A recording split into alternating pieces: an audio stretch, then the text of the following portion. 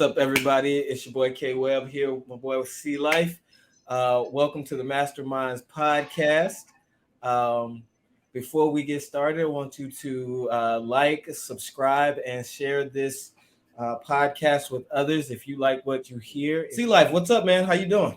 What up, man? I'm chilling. Yeah. I'm chilling, man. It's been a good week. Oh man, good weeks are nice, man. It's been like 100 degrees up here. Past Oh couple. yeah, It's yeah. The just heat wave is crazy. yeah. But you know what though? I don't like the cold more than I dislike the hot, so I'll deal with it. Yeah, So we've been going to the pool and all that good stuff. Um, but I think I'm liking. I think I'm digging the Friday, man. I think I'm yeah, liking the Friday. Yeah, I think having a conversation to wind down the week. Friday. You don't got nothing to do on Saturday. I think I like the day. okay. See, You know, we settle into what's happening. So hey, we that works for me. Um, so this week, this is like the sixth episode of the second season, and most of them are on the YouTube channel, and we're out there now, bro. yeah, man. It's great though. It's great, to put something out and have these conversations and actually try to be challenged and grow through them. So Yeah. that's great. And that's definitely what has happened this week already with this topic because I thought, you know, I thought that we would have more agreement here, but we're just on the first paragraph of this article. We this week we're talking about a Salon article that was written by Chauncey De Vega, and it's an interview with a former Congressman Joe Walsh. The title of this article is Joe Walsh's MAGA warning. If Trump is indicted, expect major violence. And so before we came on, uh, Carson and I we were trying to talk through what do we think of the article, and we didn't get anywhere on it because Carson got hung up on language and words. So share with our audience like where these speed bumps or roadblocks came in at. So one of the first things that I noticed as I was, reading through the article is the use of words that are not commonly used in the English language. Now, words that we don't hear every day. Words like herrenvolk, and words like uh, plutocratic and Okay. Christian fascism. All of these kind of what I'll say uh, Inflammatory. inflammatory, inflammatory words. Look, that's actually the perfect way to describe these words. Um, I also noticed the lack of substantial evidence Mm. to ground these inflammatory words. Wait a minute now. What do you mean the lack of substantial evidence? Lack of substantial evidence. So That's so what, the no numbers, zero but numbers. but the And words. this is how inflammatory, polarizing journalism works. Oh gosh. Let's use a whole bunch of words Uh huh. and a whole bunch of catchwords that our audience will love because it helps to inflame their views and it further polarizes them from the other side. But if That's you what that's what these articles like this do. but if you define the words, if you define the words and the situation fits, then how is that a bad thing? So we got some words. We're going All to right. define the words and we're going to see, Okay. does the situation fit? Okay. And the sorts of questions we have to ask to be able to substantially ground such words. So let's start with let's see this quote real quick. So let Quote me read it. Let te- me read it. And then you start at the today's Republican Party quote. Wait. Where is it? Where is it? Where is it? It's I think it starts the I believe Okay, it starts the okay, article. okay. Yeah. Yeah. Today's Republican First. Party is in revolutionary mode. They Mm-hmm. are escalating their more than 50-year-long campaign to take away human and civil rights of women, non-whites, the LGBTQ community, the disabled, the poor, and others deemed to be the enemies of their real America. Okay. What So disagreements do you have with that? just just to just to let our audience hear what's actually going on. Campaign to take away the human and civil rights of women is hyperlinked. And when you click on the hyperlink, it goes to another Salon article that talks about this Independence Day, we are less free than years before. It goes on to continue the same sort of polarizing inflammatory speech that simply has a lack of actual evidence. But let's just kind of look at this. Campaign to take away human and civil rights of women. What rights are they talking about? What specifically are they talking about here? So down in the article, they were talking about the Dobbs decision, which is this one with the Supreme Court and the remanding the discussion of abortion to the states. Now, I don't know if that's the one Oh that wait, the I'm hyperlink sorry. article. Hold on. Say that again. What are they doing? Remanding the issue of abortions to the states. To where? The states. So who actually is taking away the rights of women? The Supreme Court. Really? Yes. Go back, rewind. What are they do? What were they doing? Get what are you trying to get at? The state is taking away the rights of women. Each state No, of the 50 states. Yes, no. yes. Wait, yes, that is exactly what's happening. Hang on. Abortion rights in New York. Hang on. California. Wait, because North Carolina. If I for 50 years have had an understanding of a constitutional right across the country, and you take away that protection from the federal government, you, federal government, Supreme Court, are taking away my rights. Because right, so hold on, back up. I got a question. Let me finish. Go ahead. Because this protection, this injunction against the states from taking this right away is being upheld, buttressed by the Roe versus Wade decision. You remove that, then you in effect take away the right, because these states have these trigger laws that say if the Supreme Court says this, boom, it's automatically gone. So the Supreme Court. Yes. And when you take away the Supreme Court or overturn the decision, okay? Because the other question has to be, why was Biden trying to codify Roe v. Wade if it's already law? So here's the okay. It was settled case law. Yes. Precedent. Okay. Yes. Precedent which serves as law until somebody decides, hey, I don't like this anymore. Until someone decides, hey, I don't. Come on, man. That's not what happened. Come on. That's not what happens. That's it. Removing Roe v. Wade, overruling, or whatever you want to call it, Roe v. Wade. Yeah.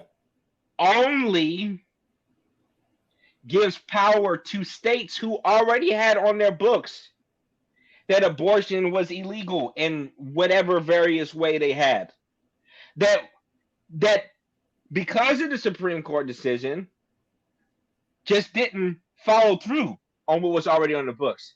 Now, so you're going to say because of people trying to put power in the state, this is a fascist way of governing? This is the Removing campaign. power This is the from the federal campaign to government. take away human and civil rights. Yes, Okay. the All the, right. the 50-year campaign to take away human and civil rights. So the human and civil rights you're talking about has to do with abortion. What non-white rights are they talking about? What was that? What? It says 50-year long campaign to take away the human and civil rights of women, comma, Yep. non-whites. What's Yep. the non-whites? What right was that? How about the LGBTQIA community? Oh, so you have Clarence Thomas already talking about, hey, we need to revisit this. It doesn't matter because No, what do log you cabin mean? here's why. Here's why. Log cabin Republicans are fighting against their own party to ensure that does not happen, and they're winning. And what's gonna stop them? What do you mean? Which log cabin Republicans is the LGBTQ advocacy wing of the RNC, and they're gaining traction and momentum. Wait. But that does not change anything about what the Supreme Court can do. If they want to go back It and doesn't say, change. It doesn't change what the Supreme Court is going to do, but that's not what the article says. The article says that it's been a 50-year campaign of the Republican Party. and what president appointed the last 3 justices? Republican or Democratic? Republican Trump. Right. And one of those was a stolen one, right? Sure. Okay. So these Republicans who came off of lists from Republicans to say this is your short list of people to put on the Supreme Court for the purpose of doing these things. So the log cabin Republicans aren't representatives of the Republican Party? No. They listen. Come on, man. Wait. They're part of the party. They didn't leave. Right. But hear me. Because we both know that no group is a monolith. So nobody's gonna be in lockstep in everything. The what do I want to call it? What is the best way to describe it? The power base, the Republican establishment is not that. Here's the thing though, and this is why I said they're fighting and they're winning. What is stopping the Republican Party from doing what this person has said isn't the Democratic Party. It's Republicans. It's other Republicans. That's my point. So for you to say that it's been a 50-year long campaign to take rights away from and list all these groups of people, just substantiate with the fact. Factually, what have they done in the last 50 years to remove rights of the LGBTQIA community? That's all I'm saying.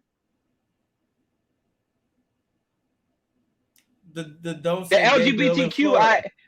LGBTQIA community just got marital rights all across the nations under Obama. And wait. And up until they got it under Obama, and since then, you have had Republicans fighting to undo that. Yes. What Republicans? And what is those fights against it? That's my point. Yeah, my point was not whether I agreed or disagreed with the journalists. My point is a whole bunch of factually. Back it up factually. So and this sort of journalism isn't happening just on one side. This sort of journalism is happening on both sides, which my point is that all it does is polarize and give political talking points to the American public that cannot be substantiated with facts from the articles that they get in these talking points. So if when someone who agrees with this article goes to their Republican uncle, friend, aunt, nanny, whatever, and says the Republican Party is trying to do apartheid and hair revoke and all this other stuff, not only do they not know what these terms mean, the terms are intensely inflammatory and don't have substantial facts to ground them. If someone quotes this in a conversation with someone who disagrees with it. If a Democrat quotes this in front of a Republican, it says, we just for did the that. last 50 years, the Republican Party has been doing X, Y, and Z. How? Wait, we just did that, and I was giving you examples. You ain't like them. What you mean? Where was the facts? What's the you named one situation in Florida. I named a whole group. Log cabin Republicans was national group with different chapters in every single state.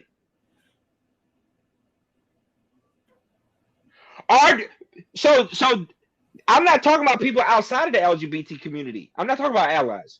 I'm talking about actual Republicans who identify as LGBTQIA community.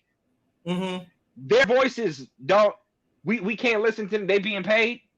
No. But what you're saying is they're fighting against their own party. Yes. And they're still in the party. Wait. Yeah. They're fighting against their own party. Yep. So they wouldn't have to fight if the Republicans weren't trying to do things to take away rights. No. Yes?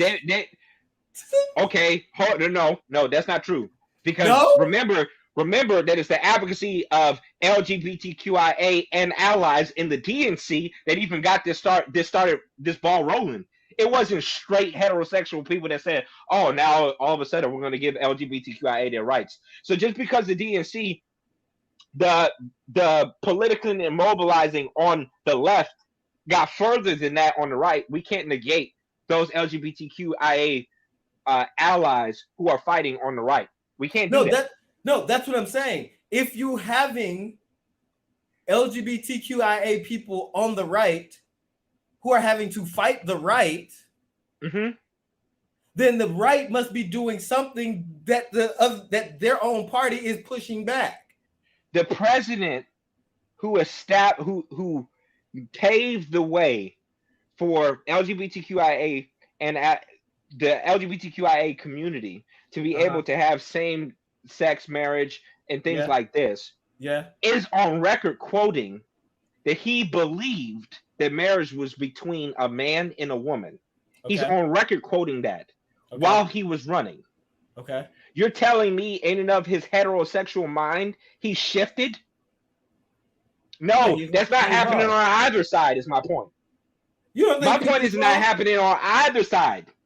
He didn't evolve. He didn't evolve because he had some come to Jesus moment on the side of the road. He evolved because people were mobilizing and people were having tough conversations with him, and people had political power that they were creating to advocate for this group of people. He didn't just say, "Oh yeah, of course." Okay, this is what we're going to do. What does that have to do with the Log College Republicans fighting against the Republicans?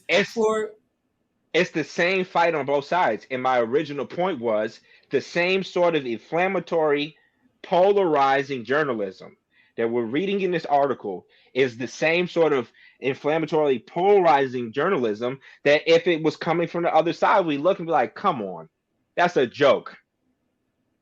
This is a conspiracy.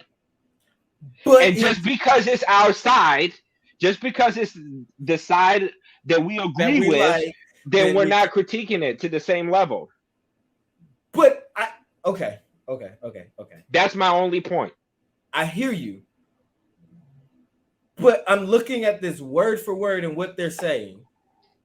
Evidence is not listed. I'll grant you that.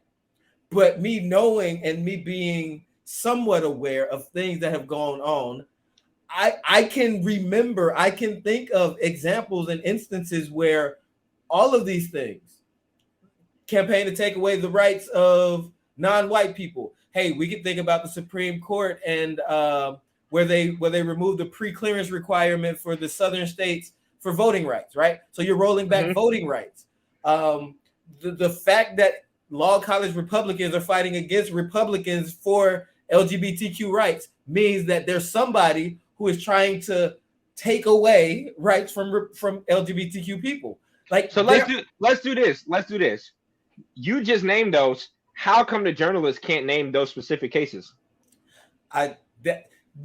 Wait. Because, and here's what I think. Because he is setting up a conversation with this former congressperson, and he's not writing an article to delineate these things. I hear what you're saying. I hear what you're saying, but you and I haven't done uh a week worth of research to find these different things. We're literally just having a conversation, and you Yeah, can name actionable. We when we looked at 50-year long campaign to take away the human and civil rights of women, what is that? We were able to find at least something. Why not just talk about the actual facts? Why say civil rights of women and non-whites? Why say that instead of the actual facts? That's all I'm saying. yo, you sound Could it you. be? Could it be because you're trying to signal a certain sort of person? It could be, or being gracious to this person. It could be that I have a word count, and the more important context and the more important content is this interview that comes after my setup. Right? Okay, It so could be that. let's. I'll concede that. Let's go on to those nice big words. Here's the part. Yeah, I'm gonna read this. And you pull out those words, and you strike down why they shouldn't have been used. As the country becomes more racially diverse, younger, forward thinking, and pluralistic, the American right wing is attempting to force the country back to the 19th century and the Gilded Age. Such moves are generally unpopular with the American people in mass. The Republican Party and the larger right wing movement dismiss such protests because they reject the basic principle of a true "we the people" in quotations democracy, and are earnestly working to create a Herrenvolk, apartheid, plutocratic, Christian fascist new America that will be ruled by a small number of white men and their allies. Go. Okay, so I have a number of questions. Okay, I have a number of questions. I already talked about the Republican Party and the larger right wing movement. You have to do certain generalizations, so I understand that. Okay, Yep. let's back up a little bit. As the country becomes more racially diverse, Yep. younger, and forward thinking, Yep. I want to know: is this really the facts? Is this the Okay. facts of the political divide of the right and the left? Is it really that all of those who are younger are on one side or the other? So I don't know. I don't know. It could be. But that's not going to be my major point. And I don't My think major the author is making that point.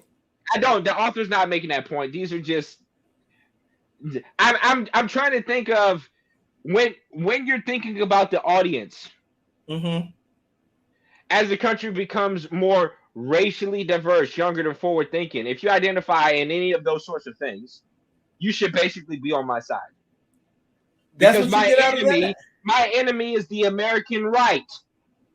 The American right is my enemy in this text. So you're going to say that you can read this article and not clearly see that this is a piece against the American right or the Republican Party at large. Can you honestly say that? I won't say that Okay. because I think because I believe Salon magazine is more a left leaning publication. Okay. So so So we'll concede that this is going to be a more left leaning article, but yeah. let's see the inflammatory type of journalism that I'm talking about. Herrenvolk. Read that definition. Honestly working to create a Herrenvolk. Herrenvolk Who in means the world? Now, before you say, why you got to look up what it means? You have to look up what it means because it's not even really an English word. that's the It's same. drawing. It's drawing on a sort of German Nazism just by the choice of words. And what it means is, I'm going to go through all the words before I talk back to the article, so we can see just how very close in semantic range these terms are. Herrenvolk, it's a sort of government where only a specific ethnic group or a sort of master race has democratic participation. This could be a minority group, but it doesn't necessarily have to be. So, in other words, you can have an Herrenvolk with it's basically an ethnocracy, whereas a certain ethnicity takes power over all other ethnicities in a given territory. A Herrenvolk, right? This you have in mind, as far as history is concerned, Nazi Germany. The next word, apartheid. Okay, now what's the historical cultural background of that? Might be, I don't know, South Africa.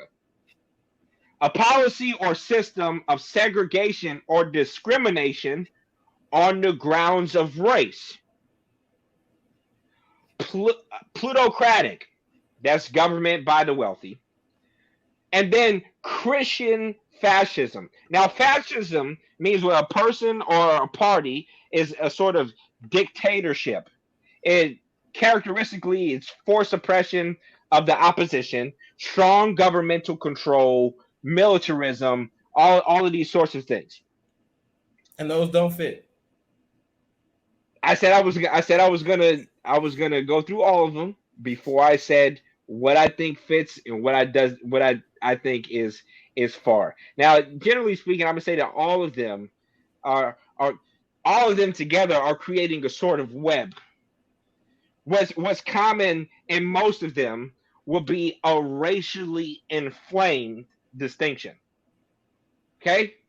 Which creates in the left a sort of understanding that all of the minorities on the other side are paid or delusional. They're paid, they're delusional, they're whatever we think of Uncle Tom is, they're sellouts.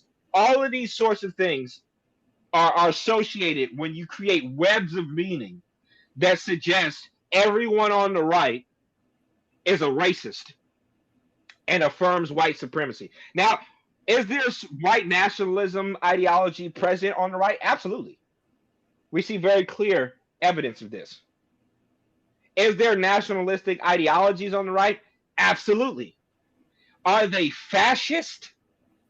Now, we got into a little debate before we started recording, but my point is the RNC historically has been known for trying to take away strong federal government to give power and to embolden the governments of the states. That, by definition, isn't fascist. It's not a strong, centralized government. Remember, Texas is known for threatening to not be a part of the United States if the United States does something they don't want to do. And that's a very right-leaning state. Right? Well, we're going to secede if you don't, if the government keeps going in this direction. So that's just one example of this kind of allergic reaction to strong federal government. The whole pandemic conversation about not wearing masks had to do with an allergic reaction to what seemed to be federally an enforced power from the federal government. So these are just examples of how the right, historically and in our present day, has always had these sort of allergic responses to expressions of federal governmental power. I don't think so. I mean, so with their words, yes, but we can see examples in Texas, in Florida, with the pandemic. It's like, I don't want the federal government to tell us what to do. Power is best kept more local, right? Local. But then the state is like, oh no, you local municipalities, you got to do what I say. right? So it is that strong central government. It's just these states and these Republicans don't like for anybody to be imposing that on them. There are Republicans in Congress now who are talking about we need to be looking at a national abortion ban. So it's not that they have a problem with the federal government as long as they're controlling it. Okay, maybe. I'm not I'm not gonna say yay or nay to that. I'm gonna say historically, the Republican Party has been known for having these sorts of allergic reactions to strong federal government. And when they do have power, as far as when there is a Republican president, we would have to look at whether or not this Republican president emboldened and enforced federal government or gave power. Either way, what happens more historically. So I can't talk about that. What I can say though is historically that's been the divide between the Republican Party and the Democratic Party, and we can look at a number of issues where that is happening. Okay, so that's for one. I think that deals with the fascist statement. Here's the question that I want to pose to you though: is the left any less fascist? Now, probably not Christian. Christianity probably wouldn't be the ground of their moral principle. But are they any less fascist as far as forcibly stomping out the opposition of their views? I would say this article is an example that they're not less fascist. That the polarization, yes, absolutely. Absolutely. The sorts of inflammatory, demonizing rhetoric used on both sides is example that both of them are doing the exact same things. Exact same things. Yep. I mean, so you're going to say the left doesn't demonize the right as much as the right demonizes the left? That's not fascism, though. That's forcible suppression of the opposition. No, that's demonization of your enemy. Fascism is more of there are Democrats that are pro-life. Government that is fascism is more of a way of the government operating. There are Democrats. You're right. There are Democrats. Neither one of them are absolutely fascist. So it's already concept slip. We know for a fact that the right is not on a ploy substantially through legislative evidence towards fascism. Legislative evidence towards fascism. This is a sort of ideological red flag that's being held up here by using the term Christian fascism. And it's using the term Christian fascism is because it's trying to identify this part of the Republican Party that uses their Christian moral compass to drive their political talking points. Now, whether we agree or disagree with that, on the other side, there's still a sort of social morality that's being used to drive talking points. It's not very different, is my point. Okay, so it's still a party trying to gain control. Is it less as far as vocalized militarism? Yes, but again, what substantial legislative evidence can we find to suggest that the Democratic Party has taken away incentives for a strong American military? Maybe we can say they have been less aggressive on foreign policy, but less aggressive is for America still very aggressive in comparison to other countries.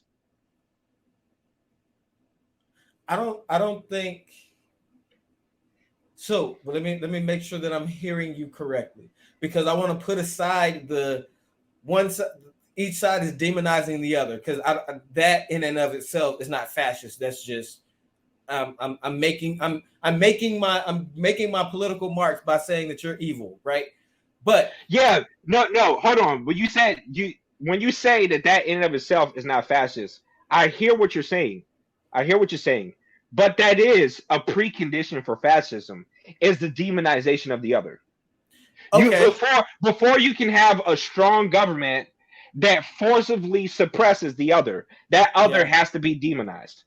Okay. Fair. And so However, even though that in and of itself is not fascism, it really is just dependent on which side takes majority as far as power is concerned in the state.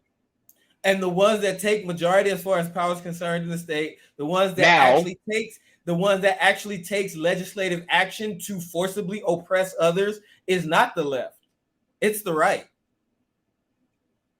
Taking away your voting rights, purging people from the rolls. This is not legislative priorities of the left. And actually, this article goes on to basically say, even though this author says he really does not like the Republican Party or the right, he admires them because they stand for something.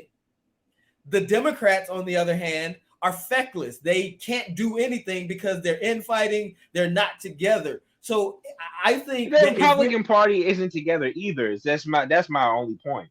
Like what? there have been moves. Listen, there have been political moves. I would say that as of now, the Republican Party is out mobilizing, um, and it potentially is because what driving the Republican Party, generally speaking, right now, is a sort of ethnic fear. I'm not taking away this ideology on the right that says, this nation is X and we want to maintain this nation as X. And I don't agree that the X that is on the right is correct or is the right way to perceive the nation. I'm But not it saying is that. there, right? No, it is there, and it is a hyper nationalism on the right. I'm And not disagreeing with wait, that. wait, wait, wait. Okay. So, and with that hyper nationalism on the right and their Yeah. protectionist attitude, that is oppressive or putting off others. We don't want immigrants in here. Close the borders, right? Lock her up. Hillary Clinton is our political enemy. Lock them up, right? So it is that side. Hold on. When you talk about the Hillary Clinton is our enemy, lock her up. What are we talking about there? What I'm talking about is that side more so than the left are the ones that are really willing Hillary to. Clinton should have been in prison. Should Donald That's a Trump be in fact. prison? Yes, What about his cabinet and most of the people that worked with him? they potentially should be in prison as well. Okay, now, Now, hold on. Why do I say that though? And this goes back to another term that's on here. Plutocratic. Plutocratic is another term that he says. Is there less money on the left? no, Okay. I'm glad we can be honest about that. It's still rich people that are detached from from the reality and common the regular people. people. Yes. Yes. If Hillary Clinton is not Hillary Clinton and she makes that mistake, she's getting locked up. Just like if Donald Trump's not Donald Trump and he makes the mistakes that he makes, he gets locked up. So it's happening on both sides. One side saying that person is a crook, they should be locked up, and the other side saying that person is a crook, they should be locked up is a moot point. What I'm saying is the right, the Republicans, and just hear me. And if you agree, if you disagree after I'm done, I really want to hear it. The right and the Republicans are more likely to actualize their actual fascist tendencies towards those that they perceive as their enemies, whether they be LGBTQ, whether they be non-whites, whether they be immigrants or whatever. They are the ones who are actually more likely to put into practice laws and policies that are going to reinforce what they believe is the right way. Okay. So in that way, I would say this is not a both sides do it, because I have not seen when Democratic legislatures or Democratic Congresses are there, them doing that type of thing. What they're trying to do, what I see them trying to do, is to make things fairer. That's because we're not. I would agree with you. I think the difference though is we're not voting. We didn't vote in the true Democrat. We voted in a left moderate. Yeah, If we're gonna be honest, when the right voted for Trump, he was running on radical right points. That was right of even the Republican Party at the time, yes, right? So that's comparing that is kind of like if we would have had a regular Republican that wasn't Donald Trump, then it would probably have been similar. But we didn't have a regular Republican. We had a businessman who, up until his presidency, has ran his businesses the same way that he ran this country. I'm gonna do what I think is what's going to happen, and that's it. I'm I'm gonna not do what I taking over want to anything do. less. I'm gonna do what I want, and that's how he ran his whole situation. Like, this is what I want to do. So this is what we're Yes, gonna do. You got a yes, problem with that? You're fired. like you don't like it? Oh well. That's how he ran it. But that's not what we have on the other side. We have someone who really, if we're gonna be honest, I'm being gracious by calling him moderate. absolutely. Because after the Obama years, the political center shifted right, Yeah, and everybody has been tacking more right to appear center. So yeah, he's a freaking yeah. yeah. That's what. So okay, so now that we're definitely on the same page with that. So we can't compare one for one because if we really wanted a strong Democrat, we would have voted in Bernie. Man, I was feeling the burn. I'm not gonna lie to you. I was feeling the burn. Okay, but Yeah. that would have been more for this person talking. That would have been young. That's who his constituency were young. The young people love Bernie Sanders. Yeah. Okay, forward thinking Yeah. Bernie Sanders, right? So it was never Joe Biden. He was the one who was palatable to the moderates in the To middle. the moderate, yeah. Who So he who gets still votes from the moderate. Yeah, that's who who he are was.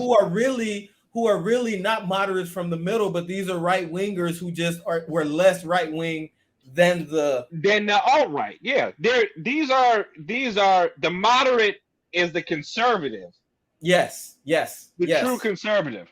And the ones that they claim are radical liberals are the ones who were the Democrats, the Yeah, centrist will Democrats. be more centrist. Yeah, that's true. I mean, I would agree with that. I'm just saying that as far as plutocracy is concerned, as far as fascism is concerned, I think that both of those terms could be used. If it was someone right leaning, they could say the exact same thing. Now they might not say Christian fascism, obviously. They could say fascism. Herrenvolk and apartheid are drawing on historical social realities that I don't know if a one for one correlation in the United States. And here's why. Here's the two reasons why I don't know if it's one for one. One is because there's a large minority constituency in the MAGA world. Now we don't want to agree with this. We we can find all sorts of reasons why they're there, but the fact is that they're there. I named one that is still a minority. The log cabin is a minority, okay, and that's just one. We're not talking about people of color. We're not talking about women that are on that side. We're not talking about any of that. But they're there, and they grew after his first stage in office, in spite of the negative press that he was getting his entire time in office. His support in minority groups grew. So that's it. He just put out more money. More people, became less woke. Right? That's so we my point is we can't deny, just like the left has a hard time admitting that there are racist Democrats. We also have a hard time admitting that there are people who are conservative that aren't sellouts on the other side. There are minorities who agree with some of the policies of Trump, potentially because they feel that they've, pulled themselves up by their own bootstraps. Potentially because they feel that they're more connected to a hardworking class and conservative moral values. Whatever the reason being, we can't deny that the group is there. So to say Herrenvolk, to say apartheid is to deny those people on the other side that are in power positions. Black Republican senators, Black Republican governors, Black Republican people who are running. We're going to completely deny them. Come on. I'm not. And when we look at the scheme of things, is the DNC very much ethnically different than the RNC? Is it? Well, because we got a woman of color as the vice president, that's what we're gonna do. Listen. This is the Masterminds podcast, so we know those things, and those things aren't. Not saying that they aren't important, but we can see that, and we know that. Just like you said, you saw that meme, right wing, left wing, same bird. It's the same bird. So I get it. I also understand that in America, money is God, and all of these outlets, most of these outlets, I'm not going to say all, most of these outlets are there for clickbait and to sell papers or subscriptions or whatever. And so you can't divorce the monetary proposition from what we write and how we do what we do. I want to ask though, are you saying that the way that frame that this author used this frame is distracting to the conversation, or is it harmful? And the reason I'm asking that question is remember I was telling you last week about me being quoted in the article, and then the gentleman sending me an email about, hey, the way that this article was written, this author, it's you sound almost like him. And I'm wondering if his point was to say, now I completely disagree with how he kind of framed your words. My point in drawing out, I think that this article really is one example of how journalism doesn't take the American people seriously, and how journalism is being used to inflame and to polarize the American people, not to build strong political argumentation, not to build fact-based pools for the American people to find actual data.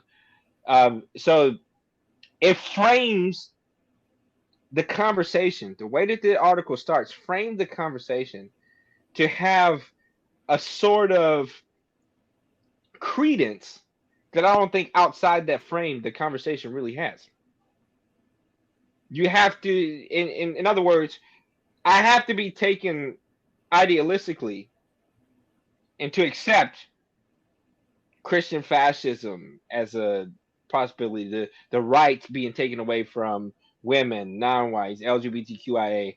I have to accept this Herrenvolk apartheid kind of way that the right is moving in order to receive the rest of the article in the way that the person who's talking may have wanted to be received. So I think when you don't read the front and you read the bottom, I think that you feel something else in the conversation. You see how Joe Walsh is also saying things that are unsubstantiated with facts. And potentially, is it potentially right as far as, if Trump gets indicted expect major violence, I'm not disagreeing with that. Because we saw it As and he hadn't been indicted.